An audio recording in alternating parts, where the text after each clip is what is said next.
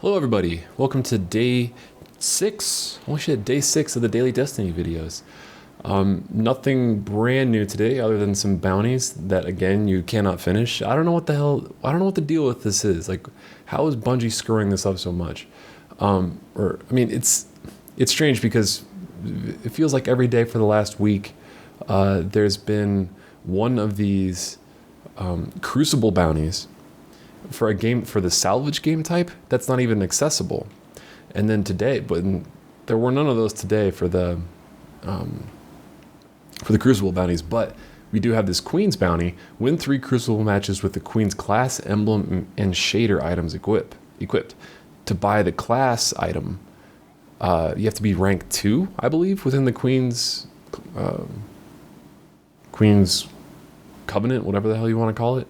And to the emblem and the shader, you have to be rank 1. And I did every single opportunity. I did everything I could yesterday to earn the Queen's favor, and I'm only halfway through getting to rank 1. So this one is completely impossible to get today. Like, this one's going to be really hard to get to rank 2. I mean, this one should be there for the very last day of this entire 2-week thing. So anyway, let's move on to the daily heroic challenge. Man, I got a really good list of videos that I'm going to be working on today and tomorrow and the next couple days. A lot of kind of scientific, if you want to use that word, videos where I'm really like breaking down how weapon damage types work, and armor and recharge and agility and those kind of things work, and some real kind of like heavy measurement, super nerdy things. But I also got a couple quick tips and tricks I'm going to be posting today as well, especially for the Queen's bonus challenge stuff. So, Vex surging to protect the Black Garden. Is this the final mission of the game? This may be the final story mission of the game. Let's find out. So, question of the day that I got for you guys is, do you listen to something while playing Destiny, especially while just playing through the Crucible, or especially if you're doing repetitive treasure cave farming or something like that. So I know I listen to I love, I guess, 10 years ago it would have just been called talk radio, but podcasts. I listen to podcasts all the time. I listen to audiobooks all the freaking time.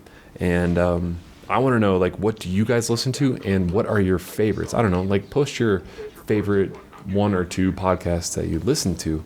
And I would assume that you do if you're listening to something like this, because, I mean, this is pretty close to what a podcast would be, except it's layered over Destiny gameplay.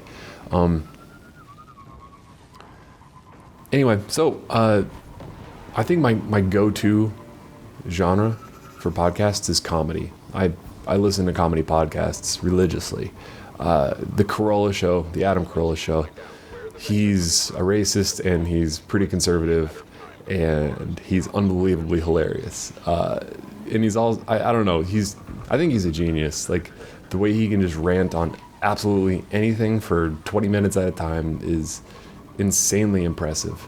And he puts out an hour to an hour and a half show 5 days a week, which is awesome for someone who listens to as much podcasting stuff as I do. Let's see if there's something in this cave. Anything? No chests? Nuts. The Opie Anthony show, I actually just started listening to recently because they have a free weekly podcast. Normally you have to subscribe to SiriusXM to get access to, I don't know, I don't even know how often they do it. I would guess 5 days a week. Their daily show, that's quite a few hours, I believe, but they have, the Opie Anthony podcast that's just like a highlight reel of their best stuff of the week. And then also, after Anthony, is it Opie that got fired or Anthony that got fired? I think it was Anthony that got fired. I always confuse the two. Anyway, after one of them got fired, he went off and started his own show. Yeah, it was Anthony that got fired. Anthony Cumia from The Bunker. And, you can find, like, he's got a free podcast as well, like a weekly best of highlight reel. Is that? Oh no, I thought that red right there was relic iron, which I need quite a bit of at this point. Farming those relic irons and farming the helium filaments and farming all the stuff that you need to farm to level up your gear, your legendary gear. It's so insanely tedious. I freaking hate it. Doing the patrol missions for me is just incredibly boring. I need to find someone else's strategy guide to tell me exactly like the best. Ooh, here we go. That guy's got a blue shield on him. Shoot it, so I got the wrong item. There we go. What other podcasts have I been listening to lately? Let's see. For comedy, What the Fuck with Mark Maron. It's okay. It really depends on the quality of the guest. I saw Mark Maron do stand-up. Ooh, here we go. Here's some relic iron, hopefully. One. Huzzah. I saw Mark Maron actually do stand-up. Oh, you know what? I'll talk about that. I saw I went to the Oddball Comedy Festival and it was at Red Rocks Amphitheater, which if you guys don't know what Red Rocks is, you've probably heard live music recorded from Red Rocks. It's an outdoor natural amphitheater in Colorado, and it's just this unbelievably beautiful place. And oops. Oh, you don't have the shield. What's the deal with that? Uh-oh. Knife. Oh, almost 2 knives in a row. And the Oddball Comedy Fest, it was this unbelievable lineup of stand-up comedians. Whoops. Louis C.K. was the #1 headliner. Let's see who else. Aziz Ansari. I'm trying to go in order of the way that they listed them. Aziz Ansari, Sarah Silverman, Demetri Martin, Hannibal Buress, Whitney Cummings. Brody Stevens was the MC for the event, the transition guy between all the other stand-ups.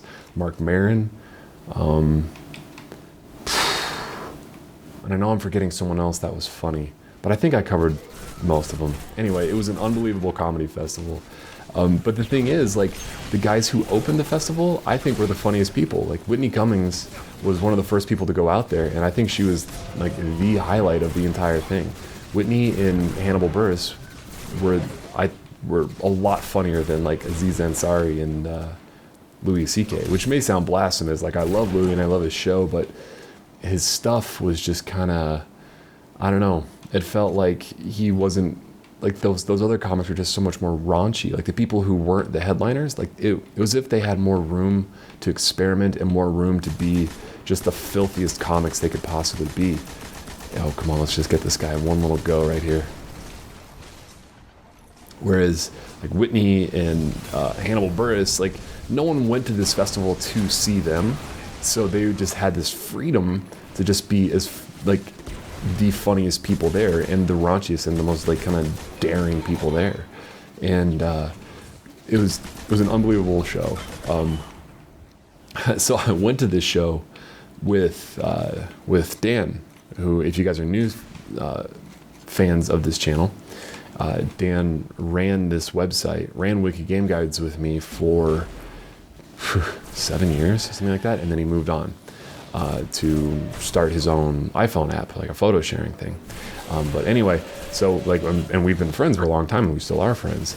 And it was his birthday. I think that day was actually his birthday, the day of the actual show. And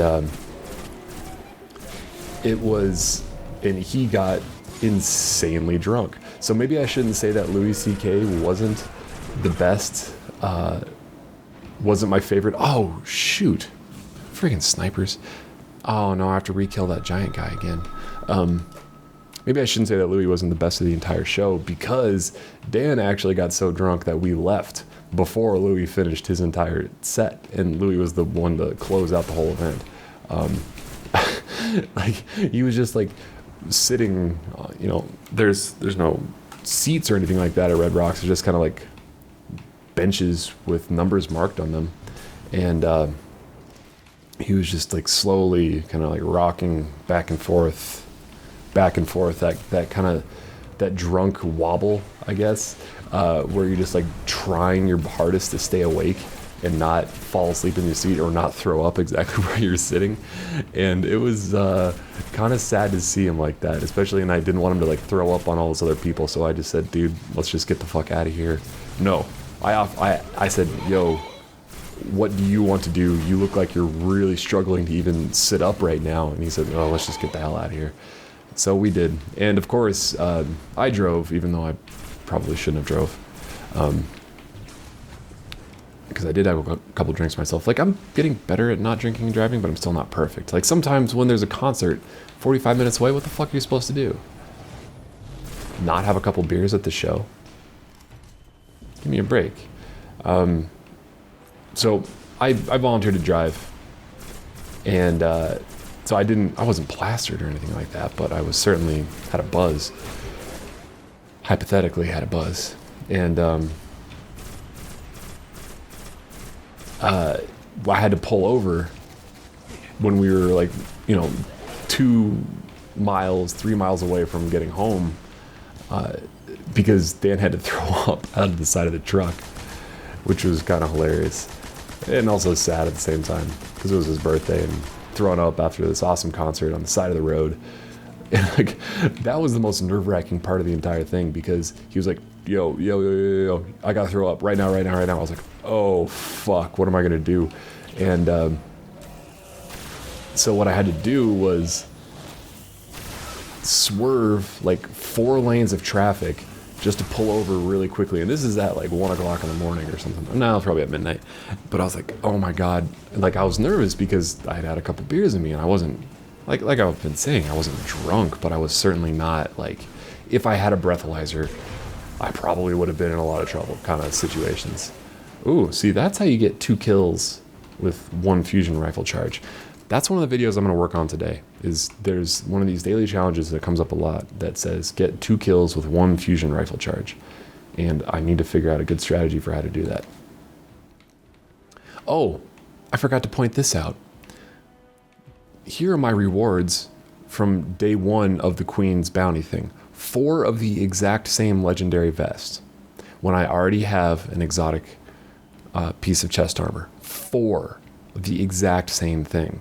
They all have slightly different discipline and strength and intellect attributes on them, and slightly different carry more ammo for other things attributes, but it's like, what the fuck? Like, seriously? So I was waiting to, I know you get these ascendant shards for dismantling them, but I wanted to wait to show you guys how fucking ridiculous that was. And then also, I got the exact same helmet twice when I already had a legendary helmet. But I actually liked this one a little bit better because it had a higher discipline and strength and pretty similar attributes on it. I don't know. What do you think? Grenade hits restore melee energy, or melee hits restore grenade energy? Like, which is better?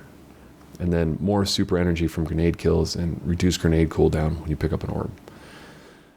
I think I like this one better. Plus it has the highly better attributes and the same overall defense. And I hadn't really upgraded this one very much because I haven't spent the time grinding out helium filaments. So fuck it, let's dismantle these legendaries. So I just got a shitload of Ascendant shards right there, which is really, really nice, actually. So I'm going to try to get all those Queen's missions done today as well. So back to the original topic of discussion. Podcast to listen to. If you're into football, I would highly recommend listening to the BS Report. It's the Bill Simmons podcast. And I've been listening to some of these for quite a few years, so I know that I've made these recommendations before when we were doing the podcast regularly. Knife to kill. I wanted to say knife to meet you and knifed at the same time. That was dumb. So I feel like I'm repeating myself, even though it's been years since I've given these recommendations for podcasts and stuff to listen to. BS Report, he does a lot of just general sports stuff, but I only really like the ones with Cousin Sal, where they guess the lines every week. Whoa. God, having that backup knife is so freaking handy. Oh, shoot. I need to go destroy those gates. That's right. I did not mean to throw a knife there. So this is the area where...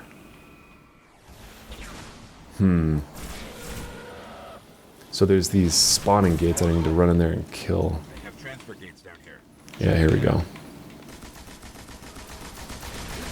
Come on, got it. Yes. Alright, so you gotta kill those.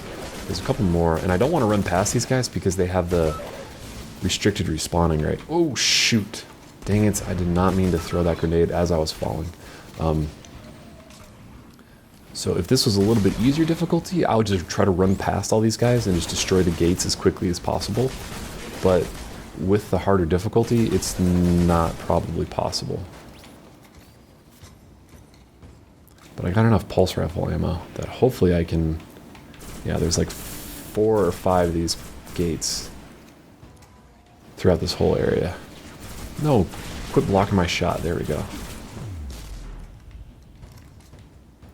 One other podcast that I've started to absolutely love, and this is a podcast that takes a little bit of dedication. So if you have a long commute and you want to listen to something like fascinatingly interesting, like a good long story, not just like kind of quick, funny jokes and kind of mindless stuff like the other podcasts that I've been recommending, check out Hardcore History with Dan Carlin.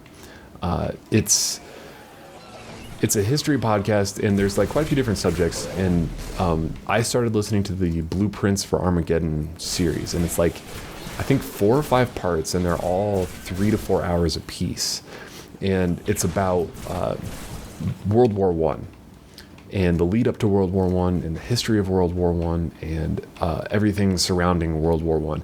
And I hated history in school. I thought it was insanely boring, just like I'm sure most of you guys did. And but this podcast makes history fascinatingly interesting, and he does such a good job of kind of putting everything into perspective, meaning like taking a look at what the common thought styles were at the time and like why people made these decisions. And like there's 2 points that he made, or 2 things that he said about World War II that are just like completely fascinating to me. One is World War One is what oh my God, that guy's about to kill me. World War One, it was the first war that like, I mean, it changed the world, obviously. Oh, is there a 3rd gate here somewhere? I think there is. Yes, there is. Okay. Let's just try to super this thing down. Actually, let's just kill that prohibitive mind first, because that's the one that's going to kill me and ruin my day.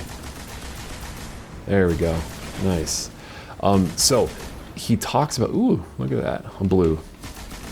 He talks a lot about the mindsets of the people at the time. And the mindset of the people at the time, starting World War One, is like a lot of the armies weren't even wearing camouflage. And the German army, wearing all green, kind of revolutionized this concept of there we go. Now I can deploy the ghost. Kind of revolutionized this concept of blending in with the environment. Like there was still a lot of like French soldiers wearing these bright, colorful things that looked like targets. And British soldiers, you know, famously in the American Revolutionary War, were wearing these uniforms that looked like giant targets. They were wearing red with a white cross across their chest, something to aim for very specifically, whereas the German soldiers were wearing this bland gray, and they all looked like just a giant army of robots, just like the exact same thing over and over and over and over and over again. And they blended into the environment, like they came in like the rolling fog, I think is one of the quotes that he used. And it's just, but you know, I'm not doing it justice the way that the incredibly good job that he does describing all of these all these incredibly amazing things throughout World War, like just, and like the precision of the German army as well. Like he goes into detail about the incredible planning that has to go into place while you know what, for multiplayer I'm gonna equip my best gear. I'm gonna get a shotgun that I found yesterday and increase stability. Yeah, that's what I want. I forgot to switch. Damn it, I need to get in the habit of switching out to my subclass when finishing a multiplayer or a single player mission. The incredible planning that has to go that goes into moving an army, because it was some crazy stat, like after the first man starts marching away in the German army, it's like the next guy, with that first man, when the final guy in the column starts marching, he's like 10 miles away or something insane like that. And it was completely mind-blowing how just this, like, he does such a good job of like putting things into perspective and describing the scale of these different of these things that are just like kind of boring details. Like if you read like, oh, the army had however many hundreds of thousands of soldiers, but then he'll go into detail about compared to Napoleon's army from however many years ago, 100 years before. It's, destroys the scale. And I don't know. It's absolutely fascinating. I would highly recommend checking out the Hardcore History podcast. Any other podcasts that I want to recommend before losing my focus and getting into a multiplayer match? Because I don't do a good job of talking during the multiplayer matches. Nope, I don't think so. Comedy Bang Bang is one of my all-time favorites, but it hasn't been as great as of late. Engage and execute all targets. Oh, team deathmatch, huh? So yesterday's challenges for the Queen's Bounty were 20 headshot kills with a scout rifle, and then what the fuck is shooting me still? Then 20 headshot kills with a hand cannon. Oh, I wonder if that siren's coming through on the mic. I'm sure it is, actually. Headshot. And so I had to run around, so of course I did it, and it was incredibly tough. Getting that many headshot kills is tough with scout rifles. Like, get away, get around the corner. See, like, the only reason that dude's using a scout rifle right now is I think that another one of the daily challenges today for the Queen's Bounty. Whoa, good spawn. What the fuck? Are you kidding me? Why did... I was completely at it. Wow, that was an absolutely awful spawn. I'm blaming that death on the game.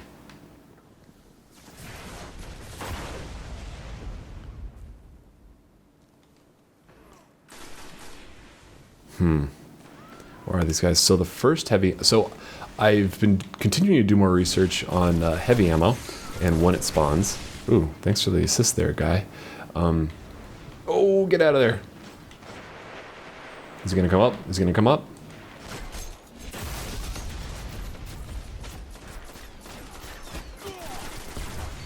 Gotcha, bitch.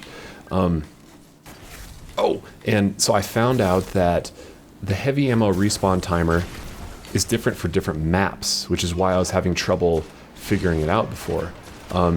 This map and any of the small maps... Oh, shoot. The recoil on my shotgun shot completely threw off my knife shot there. So this map and any small maps is 3 minutes. So exactly at the 9-minute mark, the heavy ammo is going to respawn. And the only thing I need to finish testing is differences between game types. Did that other guy not die? Oh, he didn't die. Holy shit. And because I'm not sure if Team Deathmatch and Capture the Hill have the same timers. But, where did this guy go? So it's going to spawn at exactly 9 minutes, and then the 3-minute timer is going to reset after both pieces of heavy ammo have been picked up. So if it takes 30 seconds for both sets of heavy ammo to be picked up. So that would mean that they're both picked up at 8 minutes and 30 seconds. Look at that. Heavy ammo is going to be inbound right meow. Then the second heavy ammo is going to be available at 8 minutes or 5 minutes and 30 seconds. And then if it takes another 30 seconds after it spawns at 5:30, so if they're both picked up at 5 minutes, then the final heavy ammo will be picked up or will spawn at 2 minutes. So that's kind of how it works. The big maps, there's 2 maps that have like vehicles and stuff on them. Those bigger maps, they spawn, oh shit, dang it, every 2 minutes. And the same kind of thing holds true, and they also have 3 sets of heavy ammo. So when all 3 sets of heavy ammo are picked up, whoa. Oh, wow, that was some terrible shooting on my part. He also had an auto shotty. I wish I had an auto shotty. I'm not doing so hot right now because I'm thinking more. Oh, I've been sitting on my super for like 5 minutes. Ugh, damn it, John.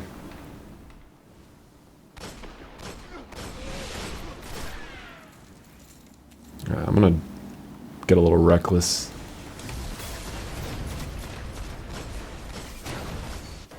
Oh, and then he got me with a grenade. Damn it. Man, I'm not doing very well right now. My team's winning by quite a bit, but I want to do well.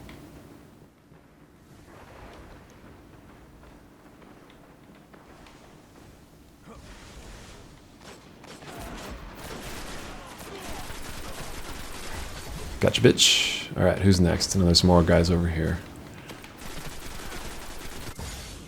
Oh, dang it. Oh, wow. Oh, he sniped me. Jesus. Didn't expect that. So the next heavy ammo is going to be at about the 5:45 mark. They both got picked up pretty quickly before, so I'm going to keep that in mind because I really want to get back in this game, and I'm going to need that heavy ammo to do that. So at about the 5:45. Whoa, shit, those guys. Just when the whole team is running around with hand cannons because they're trying to do those stupid challenges, it's really annoying. I mean, it's very easy to outshoot a hand cannon at almost any range, but like when there's 3 of them pelting you with it because they're actually sticking together and learning teamwork because their shit-ass guns aren't very good. Whoa. And they're just holding their distance and trying to get headshots. It's really annoying. What? Oh, sniped. Damnation. The guy's on a 10-kill streak. Alright, here we go. Look at that. Right on cue. It's going to be about 550. Maybe it got picked up faster than I thought it would. No. Oh, why did my teammate run away there? Multiple people can get the heavy ammo. So if there's 2 or 3 people standing around the heavy ammo, I don't know about 3, but I know at least 2 people can get heavy ammo bonuses.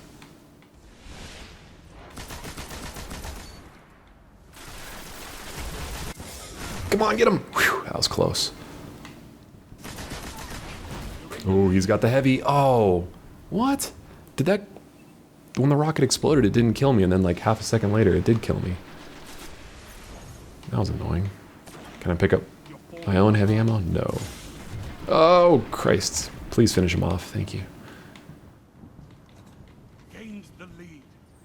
Hey, I got my super. I didn't even notice that. Alright. I hate fighting in this little area right here. I feel like it's just a complete death trap. What the fuck? Who's shooting me?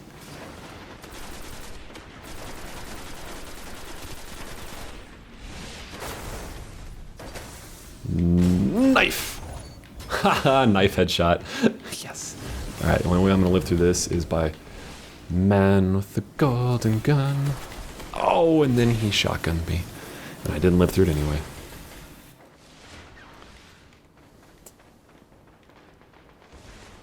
I'm really quite good with the knife headshots. I'm getting very good at it. I want to make a montage eventually of nothing but knife shots.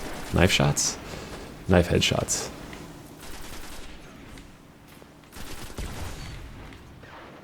There's another guy over there. Oh, dang it. I was really hoping that was going to get him. Dang it. But he ran away. Oh, wow. The other team just took an enormous lead. How the fuck did we get down by so much? Whoa. It's because they're just camping? What the fuck is that guy doing there? And that is a really uncomfortable position. Dude, that's some top-level yoga master stuff to bend backwards like that. Looks like you've misjudged your enemy. Yeah, we have.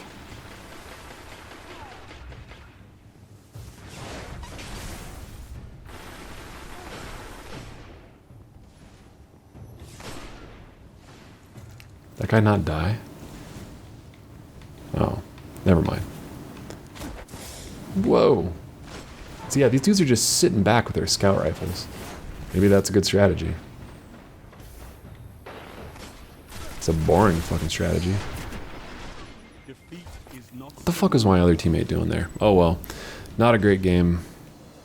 Brass Eagle found a legendary Ingram.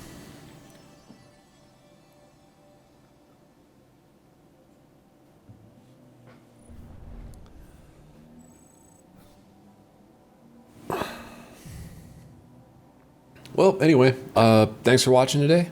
Oh, 15 and 13? That's pretty terrible. Whoa. A legendary class item. The guy in last place got a legendary class item. Oh boy, oh boy. Anyway, thanks for watching, everybody, and I'll see you tomorrow. Game on.